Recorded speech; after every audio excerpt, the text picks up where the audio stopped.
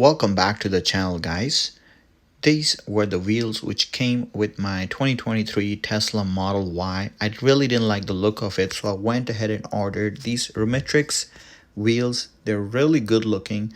It gives the wheels, make them look bigger, like you have the 20-inch or 21-inch like performance model comes with, as mine is just a long range. They're very easy to put on. I won't make a video about it. Here's a short clip here, and there are many videos online you can find to learn how to install these on your car. They're very simple to install. That's not a problem, and that's not what this video is about. So today I ordered these Tesla logos from Amazon.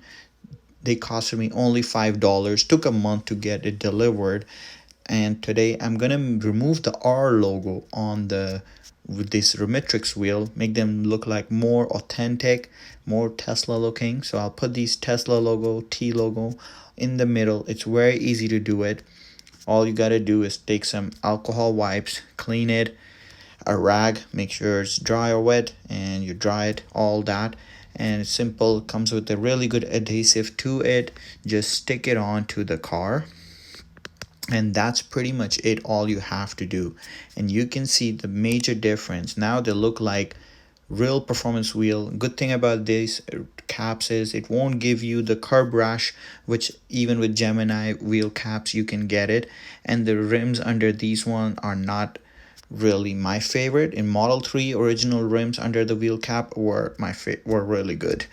So yeah, here we go. You stick it on and you're good to go. I wish I can find somewhere where they're floating one, like it's like a Rolls Royce type. Somebody would make it. If anybody knows who's doing it, let me know.